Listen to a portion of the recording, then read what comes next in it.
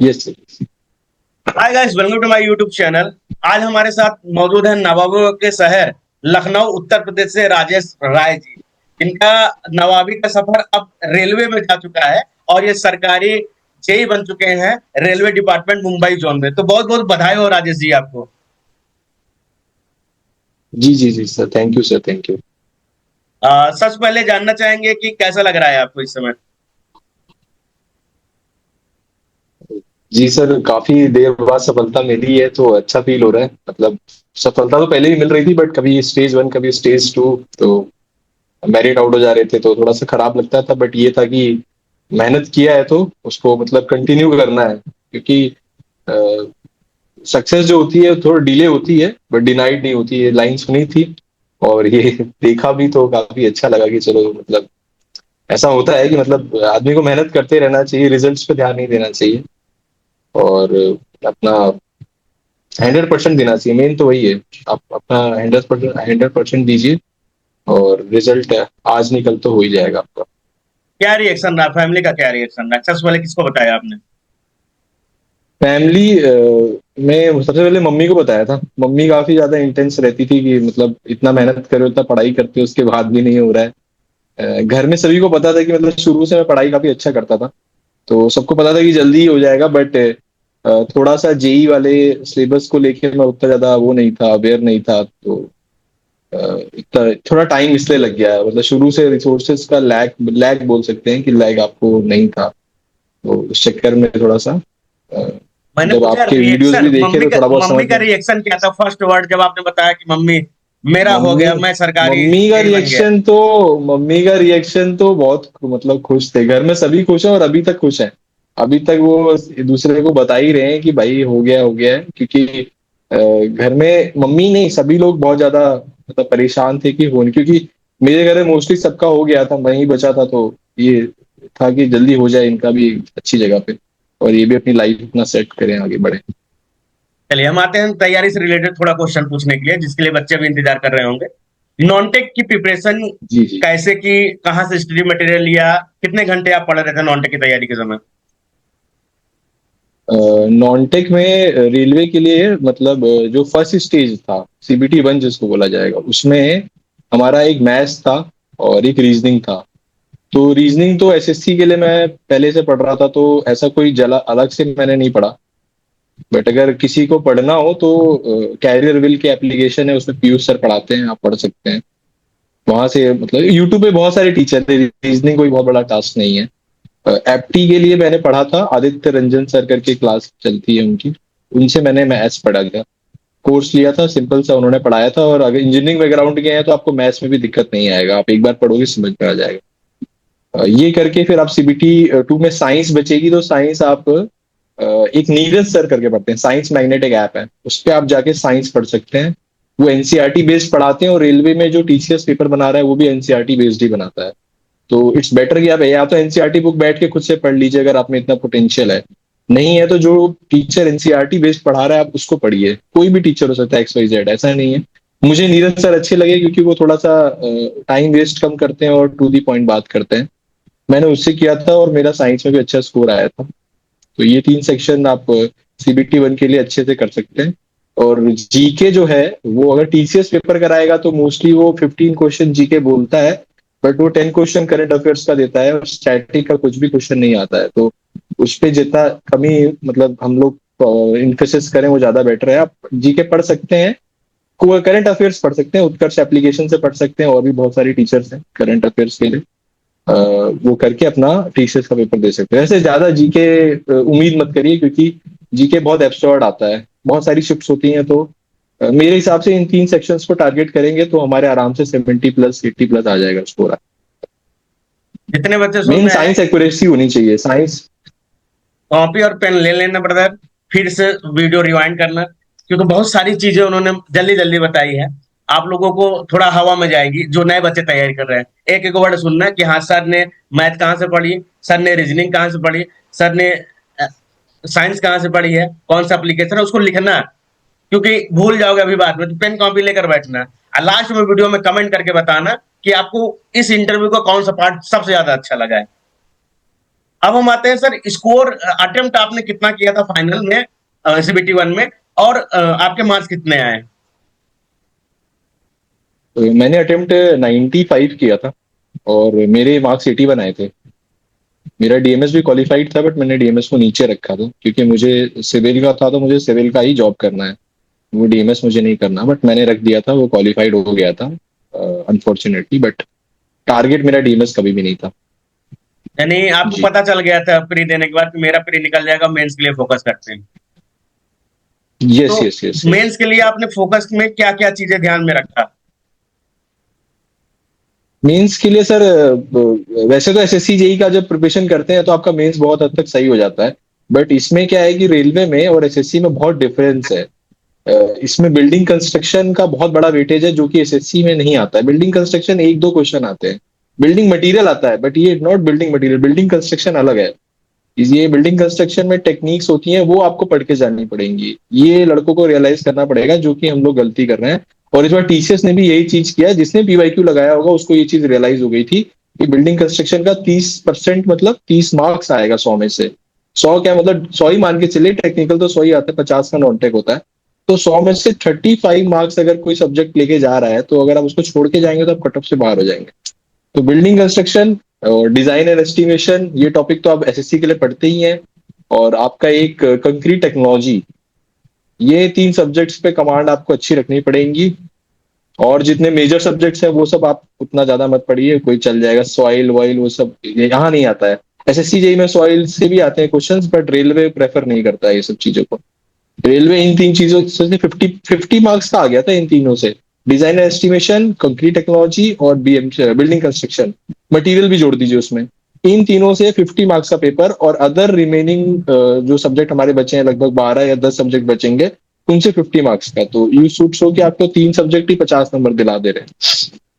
तो ये चीज आपको आरआरबी जेई के लिए तैयारी करने से पहले ही दिन आपको पता होना चाहिए, नहीं तो फिर बहुत मुश्किल है तैयारी आपको क्रैक करना। तो ये चीजें आपको कैसे पता नहीं? सपने में तो आई नहीं होगी, आपने प्रीवियस ईयर या कुछ ऐसा कुछ किया होगा ये तभी आपको नहीं पता नहीं, चली होगी। Yes yes yes. Previous year आपकी जो सिविल की गोली की एक बुक आई थी, एसएससी ने, मतलब रेलवे एसएससी करके निकाली थी सिविल की गोली ने। सीनियर सेक्शन इंजीनियर के भी सवाल थे उसमें, क्योंकि उन्होंने 2007-8 के सवाल डाले गए थे। तो उसमें आप जब देखेंगे तो उन्होंने टॉपिक वाइज बनाया हुआ था, तो आप उसमें देखेंगे तो आपको खुद ही रियलाइज होगा कि बिल्डिंग कंस्ट्रक्शन से सवाल बहुत आ रहे हैं, जबकि सॉइल मैकेनिक से नहीं आ रहे हैं।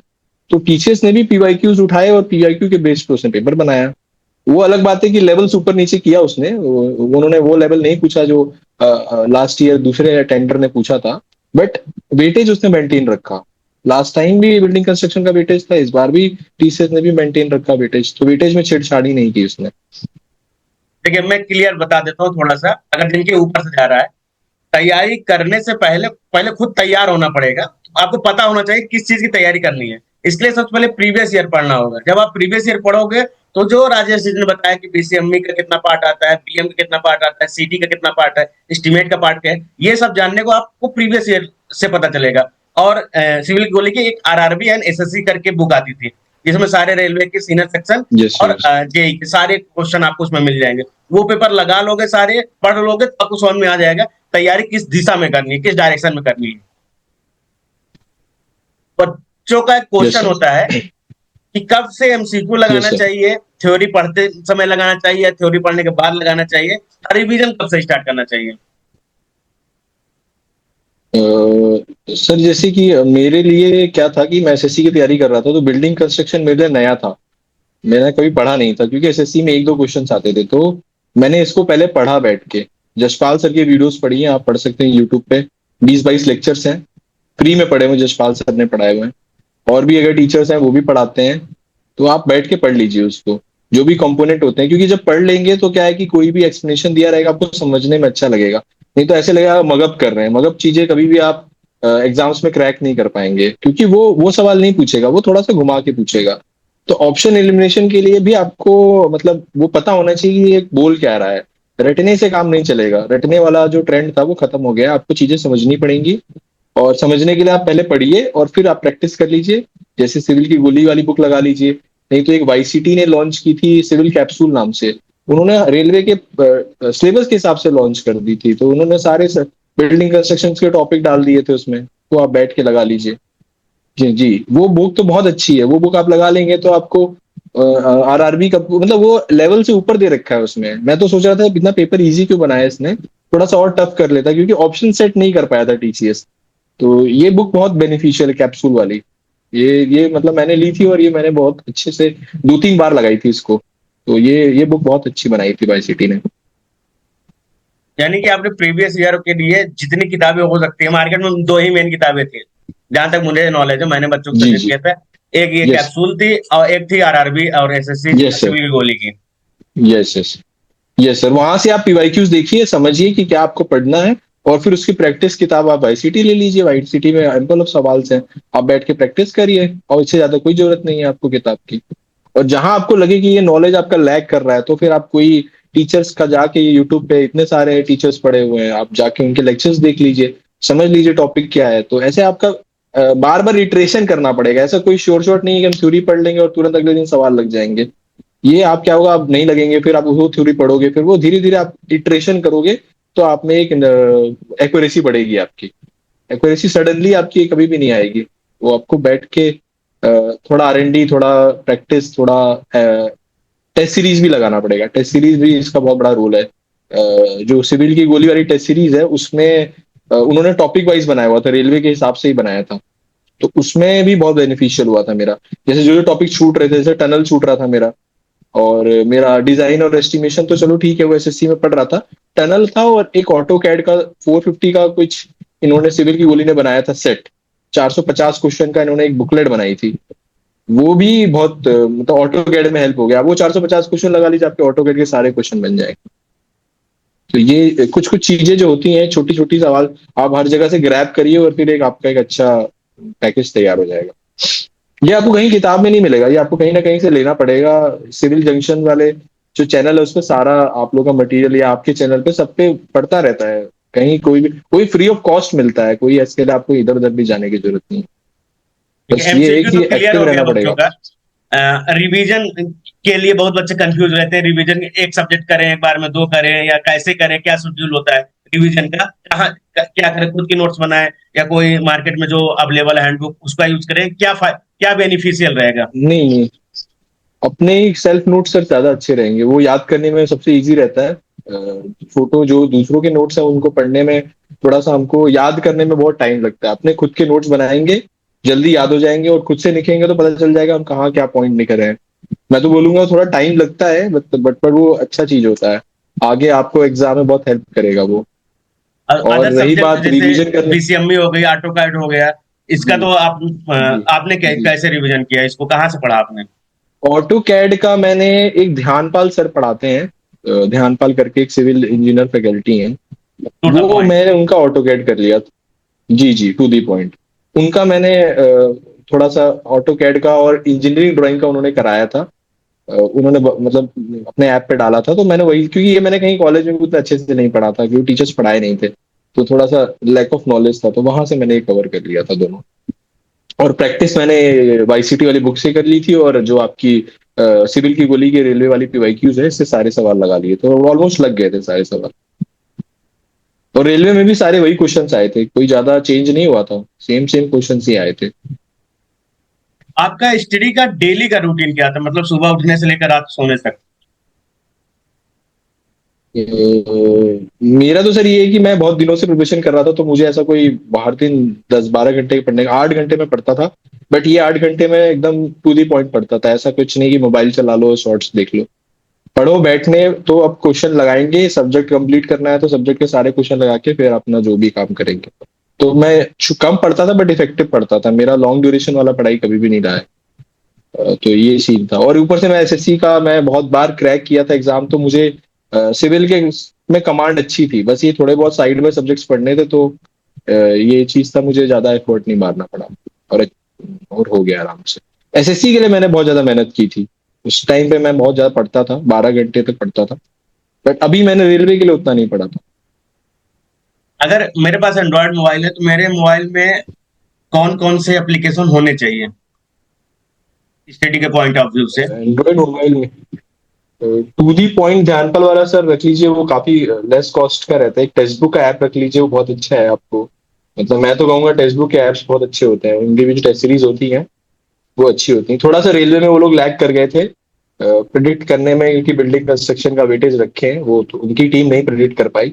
बट सिविल की गोली ने अच्छा प्रिडिक्ट किया था, तो मैं सिविल की गोली को ज्यादा प्रेफर किया था rather than टेक्स्ट बुक।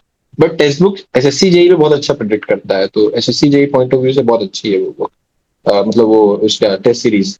और सीबीटी वन के लिए टेक्स्ट बुक बहुत अच्छा है, रेलवे के सीबीटी वन के लिए टेक्स्ट बुक अच्छा है। सीबीटी टू में थोड़ा सा लैग करता है, बट अगर वो टीम अच्छा वर्क करेगी तो वो भी अच्छा कर देगी। और आप एक ये टू दी पॉइंट रख लीजिए, एक टेक्स्ट बुक रख लीजिए, एक आदित्य रंजन सर का ऐप रख लीजिए सीबीटी वन अगर आपको निकालना है, एक नीरज मैग्नेट करके आता है वो ऐप रख लीजिए, और एक सिविल की गोली का ऐप रख लीजिए। इसका तो बहुत ज्यादा है, क्योंकि इनके बाद में क्या होता है कि कॉन्ट्रैक्ट एंड टेंडर के पीडीएफ ऐड हो गए, ऑटो कैड का ऐड हो गया, जैसे जैसे एग्जाम्स आते हैं वो सारे पीडीएफ ऐड होते रहते हैं। तो अगर आपके पास ऐप रहेगा, आप तुरंत मतलब बिना पैसे खर्च किए आपको वो पीडीएफ मिल जाएगी, आप बैठ के पढ़ सकते हैं। नहीं तो लास्ट टाइम में बहुत सारे मटेरियल सिविल की गोली में ऐड हुए थे, मुझे तो पता भी नहीं था। मैं ऐप खोलता था, देखता था आज टेंडर का ऐड हो गया, आज इसका ऐड हो गया, तो मेरे को लगता था चलो इसे भी कंप्लीट करना है, इसे भी कंप्लीट करना है। तो मतलब वो आपको ना कंप्लीट ही करा देंगे, आप छोड़ के भी नहीं जा पाएंगे, वो आपको रिमाइंड कराते रहेंगे कि ये भी पढ़ना है, ये भी पढ़ना है, ये भी पढ़ना है। तो आफ्टर ऑल ना ब्रिज का भी डलवा दिया था कि ब्रिज का भी पढ़ लो, टनल भी पढ़ लो।